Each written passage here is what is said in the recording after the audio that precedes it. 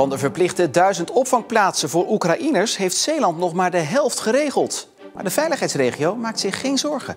We hebben nog steeds meer plekken beschikbaar, nu zo'n ruim 500. Terwijl we een kleine 300 mensen uit de Oekraïne nu opvangen. En verder in deze uitzending.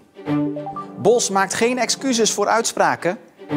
En niet iedereen even blij met snelle formatie.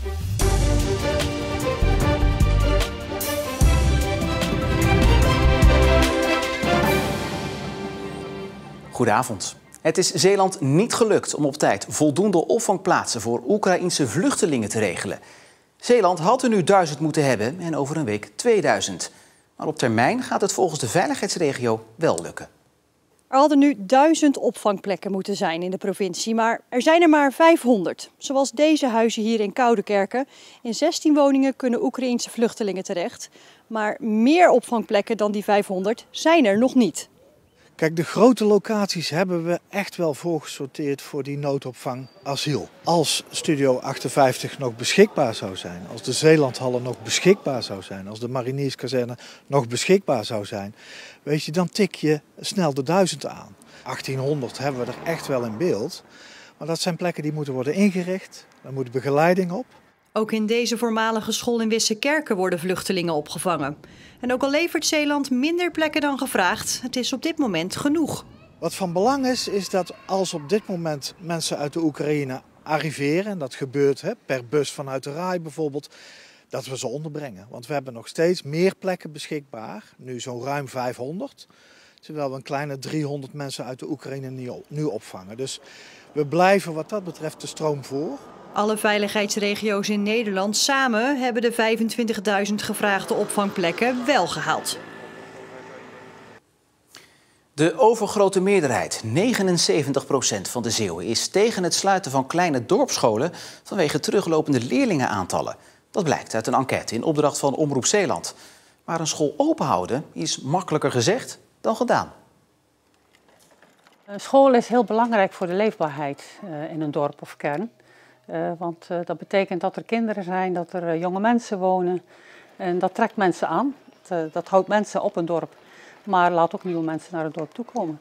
Toch komt het wel eens voor dat een school haar deuren moet sluiten. Ja, dat is afhankelijk van verschillende factoren. Belangrijk is in ieder geval de opheffingsnorm die landelijk bepaald is. En dat heeft te maken met de oppervlakte van een gemeente en het aantal inwoners. Om even een beeld te geven, voor Sluis is dat op het moment 23 kinderen op school. Voor Terneuzen 52 en voor Hulst 34. En dat is dan op heel de school van groep 1 tot en met 8. Natuurlijk kijken we ook van, wat is een gemeente van plan? Komt er nog woningbouw, zodat er nieuwe gezinnen, jonge gezinnen kunnen komen wonen? We kijken ook naar de toestand van het gebouw. Stel je voor, het is een heel oud gebouw. Er zou wel nieuwbouw moeten gepleegd worden. Ja, is dat dan nog de investering waard? Daar moeten we natuurlijk naar kijken. Maar belangrijk is wel dat we altijd met die partners samen, dus met gemeenten, maar ook met kinderopvang, samen gaan kijken van, wat is nu wijs om te doen als we naar de toekomst kijken. Ja, en dan zou het kunnen zijn dat je moet zeggen van, kunnen wij dit nog opbrengen met elkaar? Want die onderwijskwaliteit die mag niet onder druk komen staan. Ja, en in de studio Niels Schuurwiers. Ja, Niels, overgrote meerderheid is dus tegen de sluiting, maar zijn er ook mensen voor? Ja, die zijn er zeker. Het is een kleine groep. 9% van de Zeeuwen is voor die sluiting, want een grotere school zou beter zijn voor de kwaliteit van het onderwijs, zeggen ze. Ja, wat zijn die voordelen dan van een grotere school? Nou, op een grotere school is er meer ruimte voor docenten om zich te specialiseren. En kleine scholen hebben daar kortweg gewoon de mensen niet voor. Betekent niet dat alle kleine scholen trouwens ten dode zijn opgeschreven. In Hulst bijvoorbeeld zijn 3 kleine scholen die nauw samenwerken. Hebben met z'n 3 ook maar 1 directeur. En op die manier komt er ook ruimte om die specialisaties in huis te halen en hoogwaardig onderwijs te bieden. Dus wellicht is dat de toekomst van de kleine school in Zeeland. We gaan het zien. Niels, dankjewel. Statenlid Martin Bos van Forum voor Democratie gaat geen excuses maken voor zijn uitspraken. 2 weken geleden zei Bos op een verkiezingsbijeenkomst dat hij andere statenleden haat. Gisteravond is Bos daarop aangesproken tijdens een gesprek. Ik denk dat de manier waarop we erover gesproken hebben is wel even een zweepslag voor iedereen. Zo willen we dat niet, zo moeten we dat dus ook niet doen. Politiek is mensenwerk, maar wel met de juiste spelregels. Sommige partijen wilden ook een openbaar debat met Bos over zijn uitspraken, maar of dat er nu nog komt is niet duidelijk. De start van de rechtszaak tegen de verdachte van de moord op Ischelle van de Velde is uitgesteld.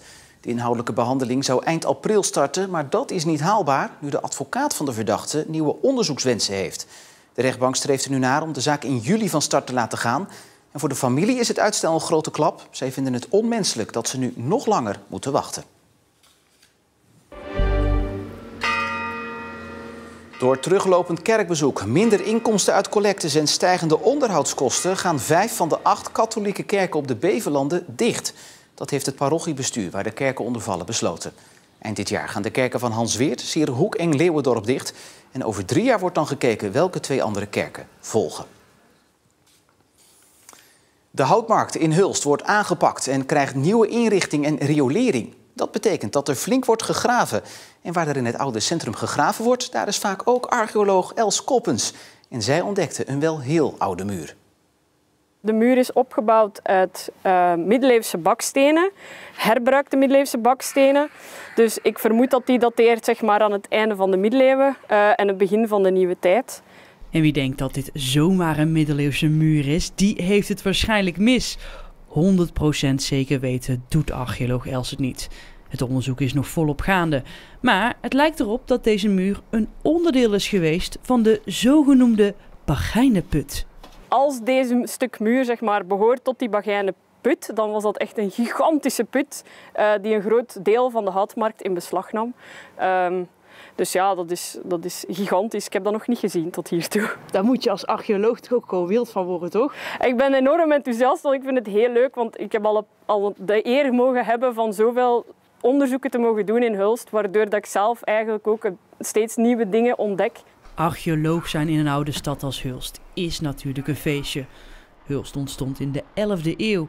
In 1180 kreeg het stadsrechten van een Vlaamse graaf en ontwikkelde het zich tot een belangrijke haven- en vestingstad. En dat is nog steeds te zien aan de vestingwerken en andere oude gebouwen. Maar veel geschiedenis zit dus ook onder de grond. Ik heb ook een gigantische hoeveelheid aan grachten, sloten, greppels gevonden, vol met middeleeuws materiaal. We weten dat aan de Bierkaai, dat daar ongeveer het oudste deel van Hulst zou moeten zijn. En dan kunnen we op deze manier, door al die onderzoeken, kunnen we een beeld krijgen van hoe Hulst ontstaan is en hoe het verder gegroeid is. En zo vindt Els elke keer als de grond open gaat weer een nieuw puzzelstukje die de geschiedenis van de stad in kaart kan brengen. Ik ga deze zo meteen fotograferen en inmeten. Nog een deeltje beschrijven. En daarna moet hij spijtig genoeg weg, omdat dus de nieuwe riool in de plaats komt en hij kan niet bewaard blijven. Maar een groot deel van de muur blijft wel bewaard, onder de grond. Het werk voor de archeoloog gaat gelukkig nog even door. De graafwerkzaamheden gaan richting de Markt en de Lange Nieuwstraat. En Els die hoopt natuurlijk daar nog meer ontdekkingen te kunnen doen. En op die manier eigenlijk van de eerste ontdekker te mogen zijn van die oude geschiedenis van Hulst. Dus dat is superleuk. Ja, en we blijven nog even in Hulst, want de verkiezingsuitslag was nog niet officieel vastgesteld. Of de gemeente had al een nieuwe coalitie. In 3 dagen tijd waren ze er al uit welke partijen de komende 4 jaar de scepter gaan zwaaien. Daarmee is Hulst wederom de eerste Zeeuwse gemeente met een nieuwe coalitie. Al is niet iedereen daar even gelukkig mee. Wie de 5 wethouders van Hulst worden is inmiddels bekend. Maar afspraken over het beleid de komende 4 jaar zijn nog niet gemaakt. Tot verbazing van onder andere D66. Dat is dus heel bijzonder. Er is duidelijk blijkbaar gezocht naar poppetjes en nu wordt er naar de inhoud gekeken. Je wilt natuurlijk het omgekeerde, want we moeten de komende 4 jaar Hulst beter gaan maken. Dus je zoekt op inhoud daarvan de beste kandidaten. We hadden het als D66 Hulst heel fantastisch gevonden als er een vrouwelijke wethouder zou zijn gekozen. Dat zit er ook niet in. Dus waar is de vernieuwing? Waar is de verjonging? Waar is de diversiteit? D66 heeft 1 gesprek gehad met Algemeen Belang Groot Hulst, de grootste partij in de Hulster gemeenteraad. Volgens De Bruin stond er al een afspraak voor een tweede gesprek, maar dat is er nooit van gekomen. We kregen een telefoontje dat het al rond was, dus zo snel gaat het blijkbaar hier. Dat snel ging in Hulst beseft ook Jean-Paul Hageman, lijsttrekker voor Algemeen Belang Groot Hulst. Iets wat goed is, dat kan snel komen, zeg ik wel eens. Bij een hoofdlijnen zijn we het met elkaar eens. Als je de verschillende partijprogramma's gaat vergelijken, dan komt 95% overeen. En die 5% details, daar komen we echt wel uit. Ageman vindt het helemaal niet gek dat de wethouders al bekend zijn, maar de inhoud van het akkoord nog niet. Volgens hem moet D66 eerst maar eens naar zichzelf kijken voordat ze het handelen van anderen in twijfel trekken. Zelf zijn ze ook heel snel, want uiteindelijk was een mevrouw gekozen bij D66. En ik heb gehoord dat met 1 belletje ook de meneer nu raadslid wordt voor D66. Dus wat dat betreft verwijt Pottenketel dat hij zwart ziet. Ja, en in de studio Jan Vogel. Ja, Jan, eerst even dat verwijt van Jean-Paul Hageman. Wat bedoelt hij daar precies mee? Ja, voor D66 was eigenlijk Margie Nijs de nummer 2 op de lijst verkozen met voorkeurstemmen. Maar zij heeft samen met Pieter de Bruin, de lijsttrekker, afgesproken dat die laatste dus voor D66 in de gemeenteraad gaat zitten. Ja, en nu, hoe zit het? Is de D66 nou de enige partij met kritiek? Nee, ook andere oppositiepartijen hebben kritiek op de gang van zaken. Tijdens de campagne in Hulst wilden eigenlijk alle partijen af van de vriendjespolitiek in Hulst. Maar vanwege de snelle formatie denkt Forum voor Democratie bijvoorbeeld, die 1 zetel heeft gewonnen, met wie niet eens gesproken is na de verkiezingen, dat eigenlijk het coalitieakkoord al van tevoren klaar lag. En ook de Partij van de Arbeid denkt eigenlijk wel dat een aantal partijen elkaar wel erg stevig vasthield. Overigens, de Partij van de Arbeid mocht meedoen met de coalitie. Zij mochten een wethouder leveren voor het sociale domein, met onder andere de jeugdzorg en de WMO, een zware portefeuille. Maar daar was maar ruimte voor 0,6 FTE, dus een part-time wethouder. Nou, dat vonden zij te zwaar voor die functie. Dus ze hebben die functie afgewezen en in hun plaats is nu de VVD in de coalitie gekomen. Ja, tot zover Hulst. Hoe gaat het bij de andere gemeentes? Net zo voortvarend? Nou, in de meeste gemeenten beginnen eigenlijk deze week pas de informerende gesprekken. Een aantal gemeenten heeft een informateur aangesteld. Jan ter Veldhuis in Veren bijvoorbeeld. Good old Letty Demmers in Noord-Beveland. Oud-wethouder Saskia Sarafinski in Middelburg gaat daar de gesprekken leiden. Het kan snel gaan in een aantal gemeenten. Noord-Beveland, Noord-Tolen, daar kan het snel gaan. Maar de verwachting is niet dat er deze week nog nieuwe colleges bekend worden. We gaan het zien. Jan, dankjewel.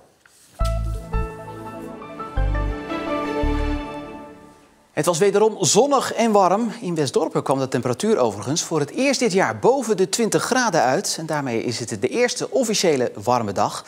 En voorlopig blijft het weer zo. Met morgen wederom temperaturen tegen de 20 graden aan. De rest van de week nog steeds zonnig, maar dan wel minder warm. En dan nog even dit, want op onze site vindt u het verhaal van Marjan Visser uit Ede, die honden uit Oekraïne opvangt. Het zijn er 11 in totaal die door hun Oekraïense baasjes zijn vrijgelaten. En in sommige gevallen zijn de eigenaren inmiddels ook omgekomen bij bombardementen. Dus op termijn zoekt Marjan nog nieuwe baasjes voor de honden. Meer hierover op onze site en in de app. En tot zover nog een mooie avond.